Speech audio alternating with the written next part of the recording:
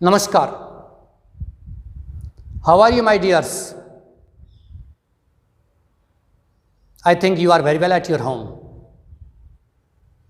and doing your job perfectly. By beginning these words, I start my class here. You are studying, dear students, English compulsory. I am talking about class 12th, RBSE and CBSE, the course from NCERT books. Dear students, your portion, grammar portion is on progress. In grammar portion, I have completed your topics, letter writing, article speech writing, report writing, comprehension or unseen passage, note making, summary, and your topic advertisement is on progress in short composition. कहने का मतलब यह है बच्चों, short composition में,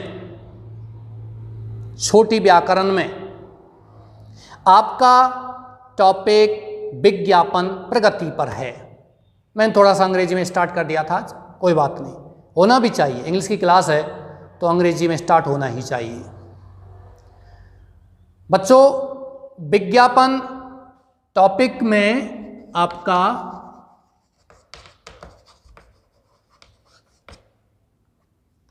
matrimonial complete हो चुका है।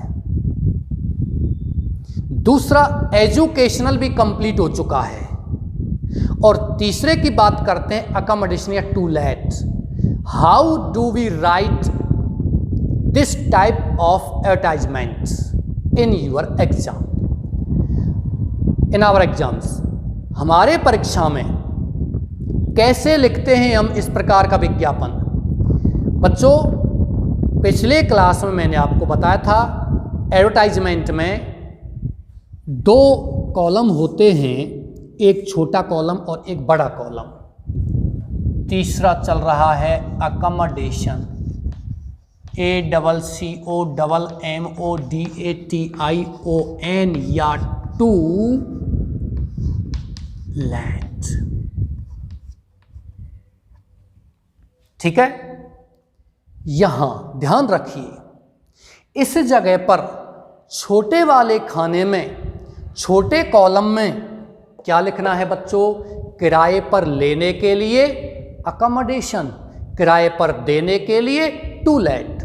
जबकि बड़े वाले खाने में हमें जो मकान, जो कमरे किराए पर लेने देने होते हैं उनका डिटेल हमें लिखना पड़ता है, उनका विवरण हमें लिखना पड़ता है। किस प्रकार के कमरे हैं, किसके लिए आप देना चाहते हो, क्या क्या फैसिलिटी हैं, वो उसमें लिखना पड़ता है। मैं आपको बहुत अच्छे तरीके से लिखा रहा हूँ। अंत में ये भी लिख सकता था, कमरों की संख्या लिखिए, फिर ये लिख देता कमरों को किन के लिए देना चाहते हो, विद्यार्थी को या फैमिली को, ये लिखिए। फिर आपको ये भी लिख देता मैं इसमें कि इसमें कौन कौन सी सुविधाएं हैं, ये लिखिए। तो ध्यान रखने की बात यह है बच्चों, नीचे वाले बड़े खाने में किराए पर क्या लेना व देना चाहते हो, ये क्या सुविधाएं हैं, ये कहाँ स्थित है, ये विद्यार्थियों को, फैमिली को किसको देना चाहते हो, ये रेंट क्या है, ये भी उसमें लिखना पड़ता है। ध्यान रखना बच्चों, मैं फिर बता रहा हूं, आपको कोई बस या ट्रेन में सफर कर रहे हो, उसका हम किराया देते लेते हैं, तो वहां आप किस शब्द का प्रयोग करोगे? फेयर। फेयर मीन्स क्या होता है? किराया। आप किसी टैक्सी को, किसी बस को किराए पर कर रहे हो, आप किसी मजदूर को किराए पर कर रहे हो, आप किसी व्यक्ति को किराए पर कर रहे हो, तो वहां किसका प्रयोग करेंगे? हायर का। आप किसी मकान, किसी प्लॉट को किराए पर ले दे रहे हो, तो वहां किराए के लिए आप किसका प्रयोग करोगे बच्चों? रेंट का। ध्यान रखना, रेंट, फेयर, हायर, तीनों का अर्थ क्या होता है? किराया। लेकिन ऐसा नहीं है कि हम चाहें जहां उसको लिख देते हैं। किस प्रकार से विवरण लिखते हैं ये मैं आपको पिछली क्लास में बता चुका हूं। इस क्लास में आपको केवल और केवल क्या लिखना है? क्वेश्चन लिखना है। You are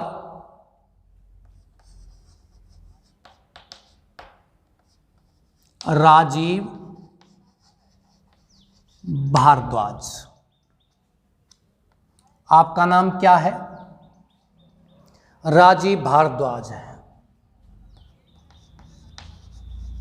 you have a 3 room set. ध्यान रखना बच्चों, रूम में ऐसे नहीं लगाना है। You have 3 room set.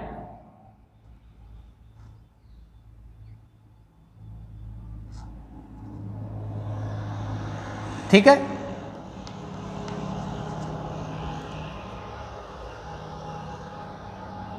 You want to give it on rent, draft an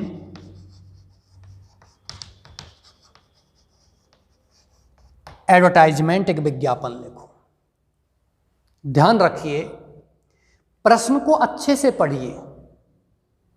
प्रश्न में क्या दिया गया है? यू आर राजीव भारद्वाज, आपका नाम राजीव भारद्वाज है। You have a 3 room set, तुम्हारे पास 3 कमरों का सेट है। यू वांट, तुम चाहते हो, टू गिव, देना, इट, इसको, ऑन रेंट, किराए पर, ड्राफ्ट एन एडवर्टाइजमेंट, एक विज्ञापन लिखो। प्रश्न में बच्चों कोई फैसिलिटी दी हुई नहीं है। तुम्हारा मकान, तुम्हारा जो कमरों का जो सेट है वो आप कहाँ है, कहाँ किराए पे देना चाहते हो, इसका विवरण भी क्वेश्चन में दिया हुआ नहीं है। आप इसको अपनी इच्छा से ही लिखोगे। क्या फैसिलिटीज हैं ये भी आप अपनी इच्छा से ही लिखोगे।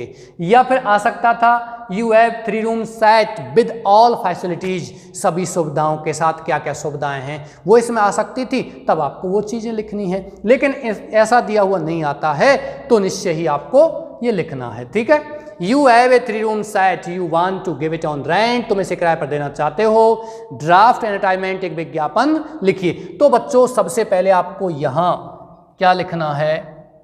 एक डायग्राम जैसा बनाना है, मतलब एक कॉलम तैयार करना है। कॉलम में लिखोगे तो आप क्या लिखोगे? किराए पर देना चाहते हो। तो बच्चों किराए पर देने के लिए आप क्या लिखोगे?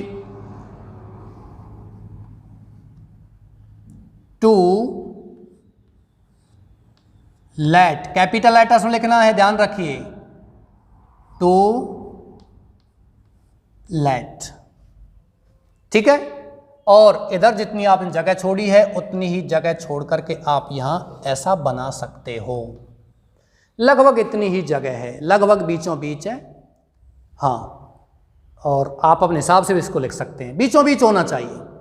यदि आप इसको इधर यहाँ कॉर्नर पर लिखते हो तो गलत होगा, भद्दा लगेगा, एग्जामिनर को ठीक नहीं लगेगा और है भी गलत। आप पूरा का पूरा एक बॉक्स तैयार करते हो, कॉलम बनाते हो, उस कॉलम को कॉर्नर पर ही लिख देते हो, फिर कॉलम बनाने की क्या ज़रूरत है? फिर तो ये सीधा सीधा हो जाएगा। फिर आपको यहाँ राइट लिखा हुआ आता, ड्राफ्ट क्यों लिखते? ड्राफ्ट का मतलब ही होता है मसौदा तैयार करना, ड्राफ्ट का मतलब ही होता है प्रारूप तैयार करना। फिर इस तरीके से थोड़ी चीज़ें आती। ठीक है, चलिए लिखो इसको, टू लेट, और इसके नीचे आपको लिखना है क्या आप किराए पर देना चाहते हो। तो यहां लिखिए अवेलेबल, वांटेड नहीं लिखोगे, किराए पर लेना चाहते हो तो वांटेड लिखोगे, AVAILABLE, अवेलेबल। ए देखिए कितने कमरों का सेट है? ए 3 रूम सेट। एक 3 कमरों का सेट क्या है? अवेलेबल है, उपलब्ध है, विद ऑल फैसिलिटीज, सभी सुविधाओं के साथ, एज, जैसे कि, लेट बाथ, पूरा लिखने की जरूरत नहीं है, kitchen and lobby with a parking space या विद पार्किंग स्पेस, ए नहीं लगाते हो तब भी सही है, विद पार्किंग स्पेस ये भी ठीक है, या विद ए पार्किंग स्पेस, एक गाड़ी खड़ी करने के स्थान सहित। पार्किंग मतलब गाड़ी खड़ी करना, और स्पेस का मतलब होता है बच्चों जगह। स्पेस मीन्स क्या होता है? जगह, प्लेस। पार्किंग प्लेस ये भी लिख सकते हो, जरूरी नहीं है कि आप स्पेस ही लिखो, पार्किंग स्पेस लिखो बिल्कुल सही है, पार्किंग प्लेस लिखो तब भी सही है। कॉपी कर लिया होगा। नेक्स्ट लिखिए, only for family situated in the most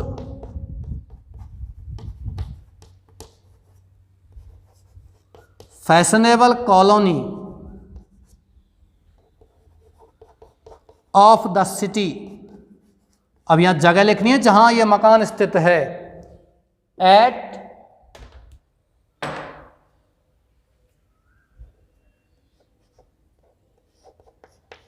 C15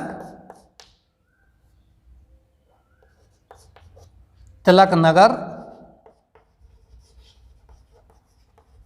Jaipur. अधिकतर अपन ने जो लिखा है वो जयपुर के ही लिखा है। कारण क्या है? ये जगह एक तो कैपिटल ऑफ राजस्थान, राजस्थान की राजधानी है, सभी प्रकार की चीज़ें यहाँ होती हैं और अधिकतर वहीं कार्य होते हैं। C15 तिलक नगर जयपुर। अब आप, मैंने बताया था, यहाँ फुल स्टॉप लगा दीजिए और आप चाहो तो पैरा चेंज कर सकते हो, जैसे कि यहाँ जगह छोड़ी और लिखिए, मेरे पास जगह कम है, आप थोड़ी ज़्यादा एक लाइन छोड़ देना, यहाँ एक पंक्ति छोड़ देना, रेंट एक्सपेक्टेड, किराए की आशा की गई, या लिख दीजिए डायरेक्ट रेंट अबाउट। 3 कमरे हैं तो कम से कम यहाँ 15-16 हज़ार रुपये आपको लिखने पड़ेंगे, 16,000 रुपये पर मंथ विद। अब यह अबाउट लिख दिया है, अबाउट का मतलब है ये 15 भी हो सकते हैं, 17 भी हो सकते हैं, per month with water and, sorry with नहीं लिखना है, कॉमा लगाइए और लिखिए वाटर एंड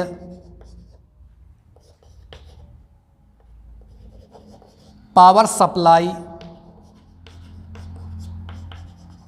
चार्जेज एक्स्ट्रा, ये लिखना है। अभी मान के चलिए हम किराए पर ले रहे हैं, तब क्या करोगे आप? तब लिख देंगे with water and power supply charges. अब फिर भी तुम चाहते हो कि इस तरीके से नहीं, तो देखिए यहां लिख दिए with water and power supply charges extra. किराए पे लेना चाहते हो तो एक्स्ट्रा कटा दो, विद लगा हुआ है। ध्यान रखिए विद लगा दीजिए इसमें साथ में, ऊपर लिख रहा है एक्स्ट्रा, नीचे एक्स्ट्रा लिखा हुआ है, कोई दिक्कत नहीं। और जब किराए पर लेना चाहते हो तो एक्स्ट्रा को हटा दो, विद तो लगा हुआ है। रेंट एक्सपेक्टेड, किराए की आशा की गई, कितनी आशा? इतने रुपए per month. Water and power supply charges extra, यहाँ हम सारी चीज़ों को लिख चुके हैं लगभग कि कौन कौन सुविधाएं इसमें हैं, कहाँ ये स्थित है, और ये पार्किंग स्पेस है या नहीं है, क्या क्या सुविधाएं हैं। सिचुएटेड के स्थान पर आप एक शब्द और लिख सकते हो बच्चों, वो शब्द है आपका कौन सा? लोकेटेड। सिचुएटेड के स्थान पर एक दूसरा शब्द और लिख सकते हो, वो कौन सा है? लोकेटेड। फिर आप एक पैरा और बदलिए और यहां लिखिए प्लीज कॉन्टैक्ट। यहां आपको नाम लिखना है राजीव भारद्वाज। मोबाइल नंबर लिख सकते हो,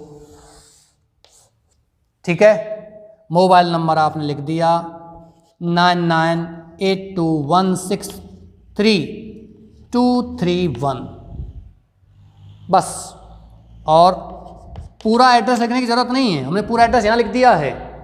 इस जगह पर मकान है, ध्यान रखिए बच्चों, ये पता जो आप किराए पर देना चाहते हो, ये मकान का पता और ये मकान का पता एक भी हो सकता है और अलग अलग भी हो सकते हैं। भाई हो सकता है आपके जयपुर में 2 मकान है, आप एक मकान जो तिलक नगर में है उसको किराए पर देना चाहते हो, लेकिन लोग संपर्क तो यही करेंगे ना। तो यहां आप एड्रेस लिखने की जरूरत नहीं है, यहां केवल और केवल आप क्या लिख सकते हो, फोन नंबर लिख सकते हो, मोबाइल नंबर लिख सकते हो। लेकिन यहां आपको पूरा एड्रेस लिखना है जहां मकान आपको किराए पर देना है या जहां आपको मकान किराए पर लेना है। क्लियर? चलिए नेक्स्ट क्वेश्चन की ओर बढ़ते हैं। ये मैं इसको मिटा देता हूं और नेक्स्ट क्वेश्चन एक और लिखा देता हूं, वह है किराए पर लेना। किराए पर लेना।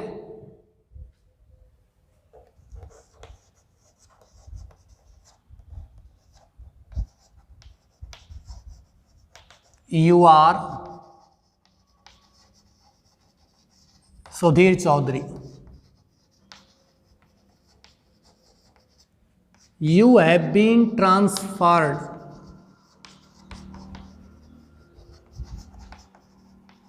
from Alwar to Bikaner.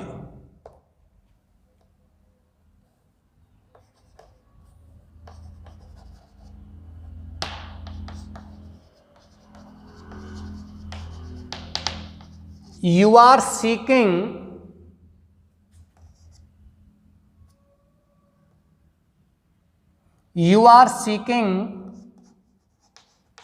a 2-room set for your family near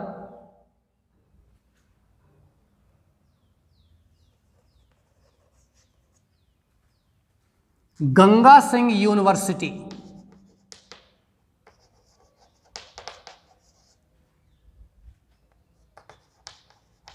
in Bikaner. Draft an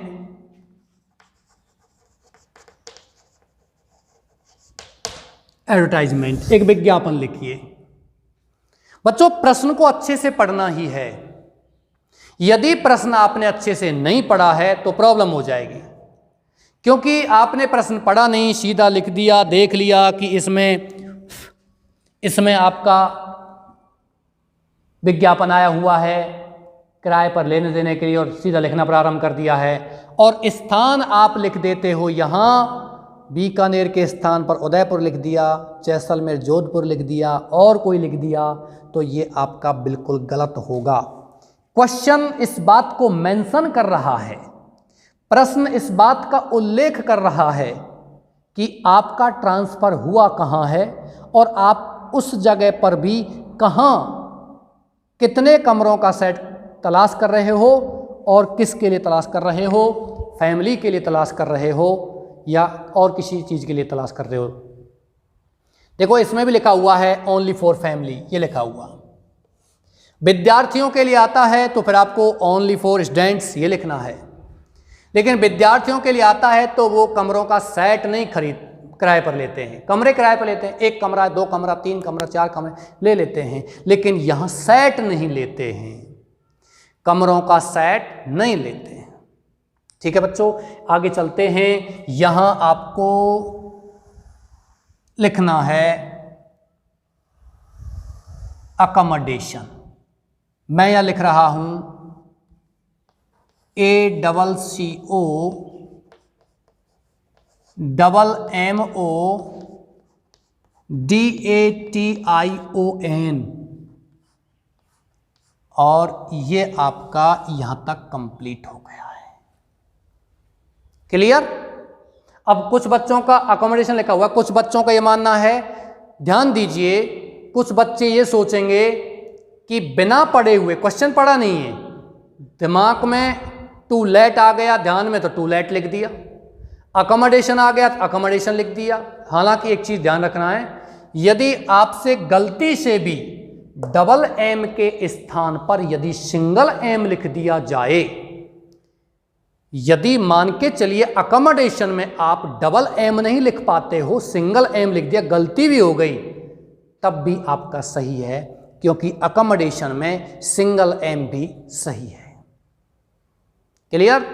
चलिए आगे चलते हैं। टू लेट ये हो गया किराए पर देने के लिए। अब किराए पर लेना है, तो किराए पर लेना है तो यहां क्या लिखोगे? वांटेड।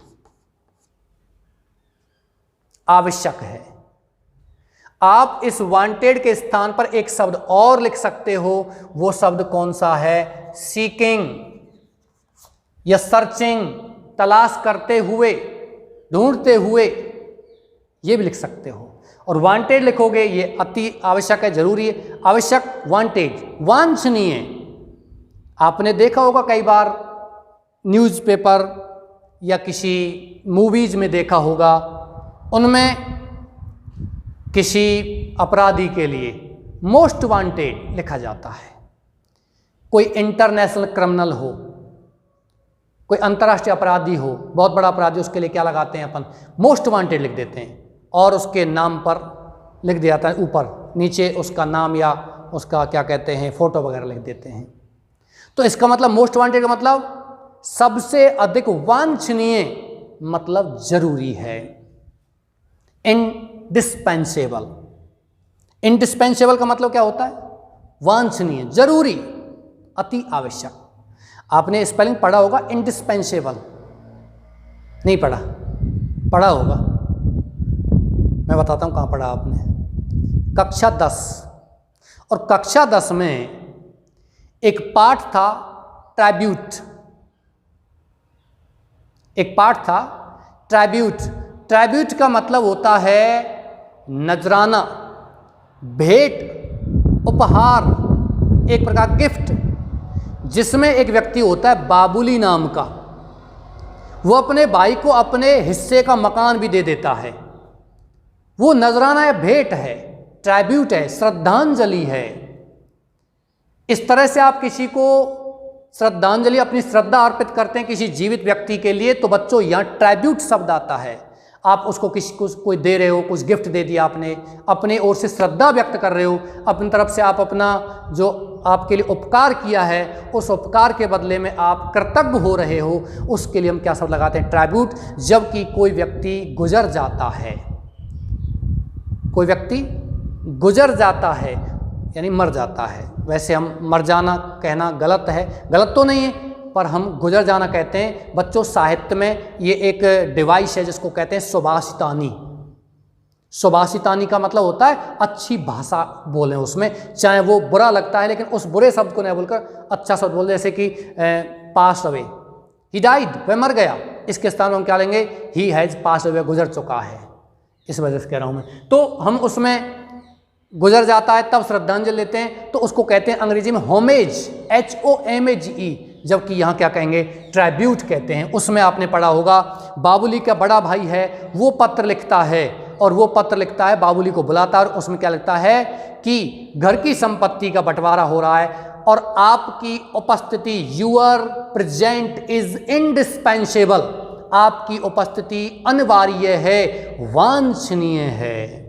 ठीक है, उसमें आपने पढ़ा था। आपको याद नहीं? मुझे याद है। क्यों? मुझे क्यों याद है? क्योंकि मैं पढ़ा रहा हूं।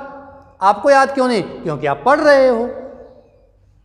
ठीक है, वांटेड क्या लिखते हैं देखिए। सुधीर चौधरी, आपका ट्रांसफर अलवर से बीकानेर हो गया है। अब अलवर, इसमें केवल बच्चों को मिसगाइड करने के लिए अलवर लिख दिया, अलवर से ट्रांसफर बीकानेर हो गया, तो हमें अलवर का कोई जिक्र करना ही नहीं है भाई। विज्ञापन में अलवर तो लिखना ही नहीं है।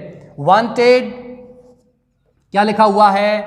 ए 2 room set, 2 room set with all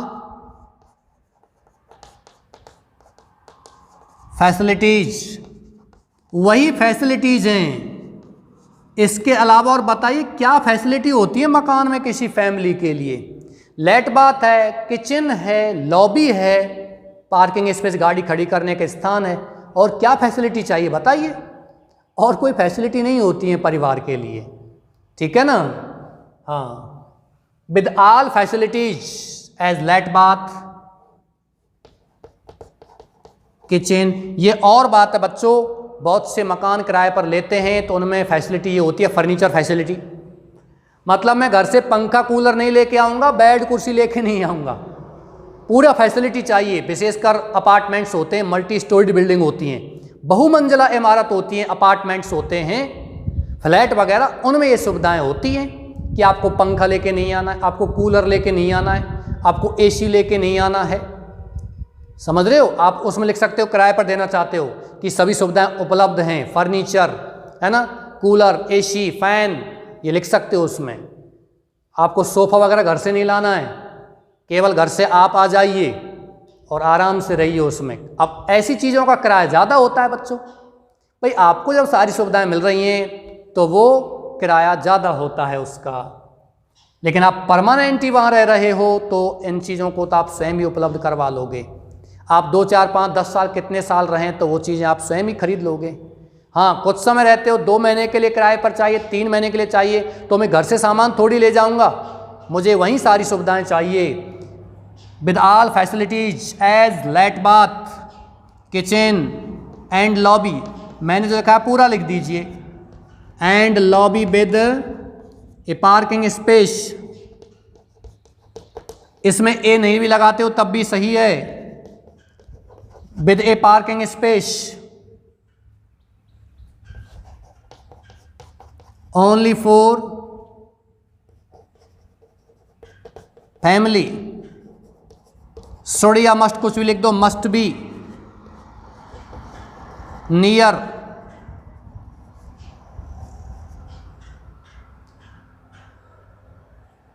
Ganga Singh university.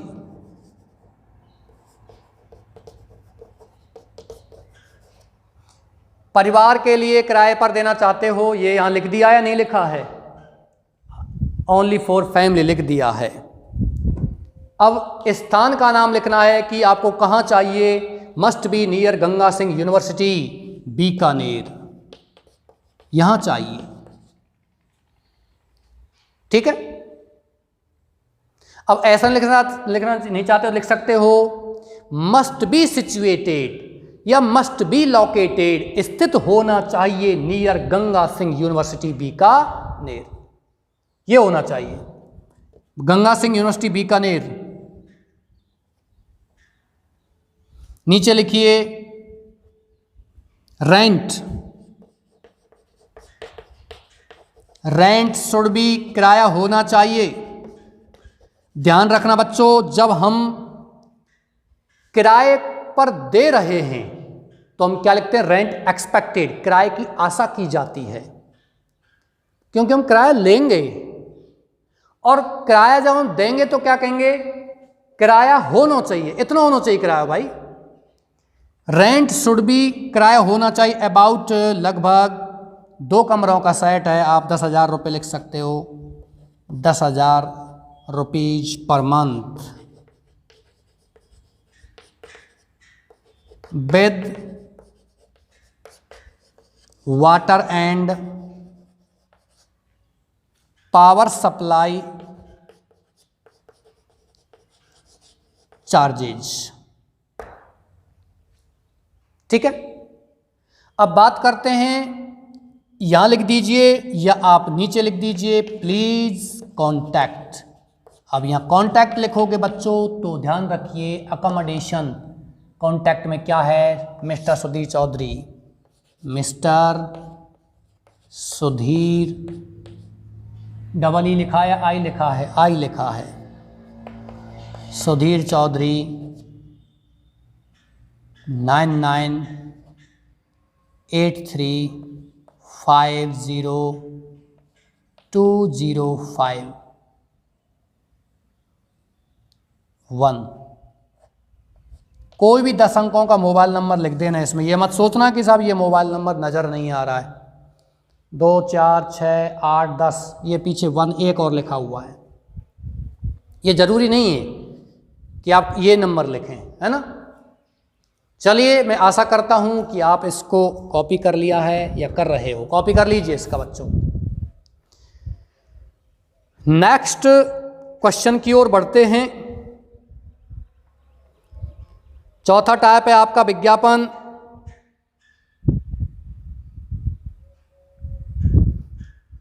चौथा टाइप लिखिए cell and purchase.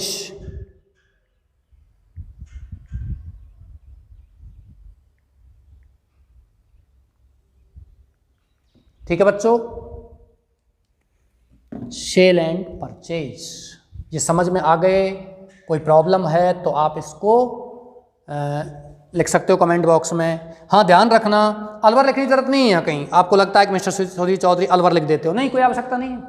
Phone number लिख दीजिए, क्या पता उसका ट्रांसफ़र हो गया और वो बीकानेर पहुँच ही गया है, किसी होटल में रुका हुआ है, किसी पीजी में रुका हुआ है, पेइंग गेस्ट उसमें रुका हुआ है। ये ज़रूरी थोड़ी है अलवर में रुका हुआ है, मोबाइल नंबर है बस, इससे काम चल जाएगा। ठीक है, सभी सुविधाएं यहाँ लिख दी हैं, किराया भी लिख दिया है, इतना होना चाहिए, और परिवार के लिए ये भी होना चाहिए। ये सारी चीज़ें अपन यहाँ लिख चुके हैं, इसमें भी ये सारी चीज़ें लिख चुके हैं।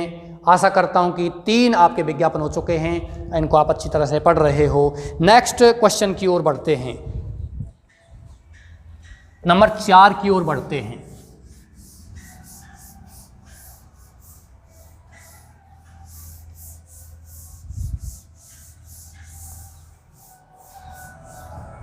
बच्चों नंबर 4 आता है आपका sale and purchase. Sale and purchase, PURCHASE, sale, SALE, sale means होता है बच्चों बिक्री।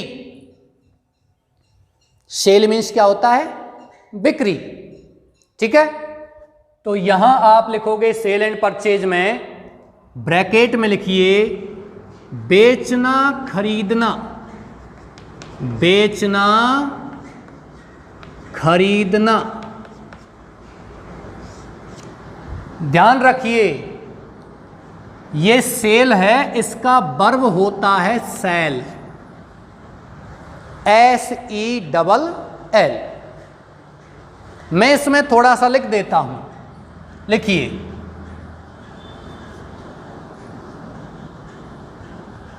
यदि किसी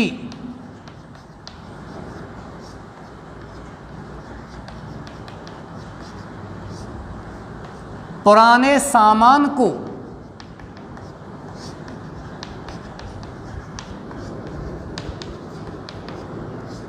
या वाहन को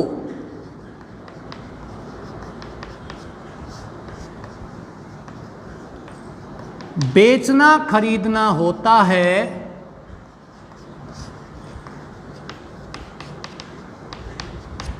तो इस कॉलम में विज्ञापन देते हैं।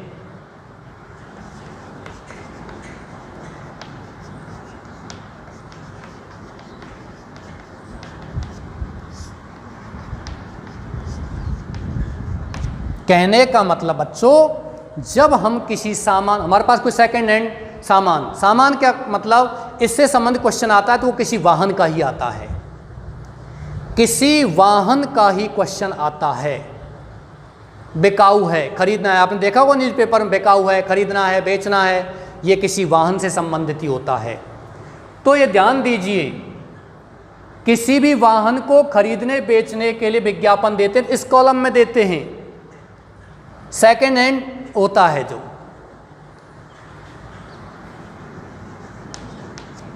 ऊपर वाले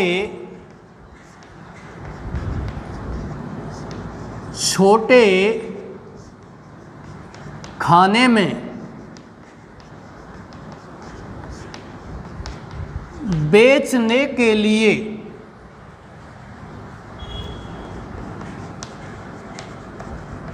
फॉर सेल,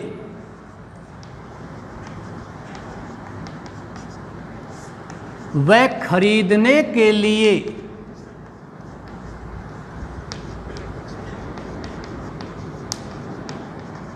टू परचेज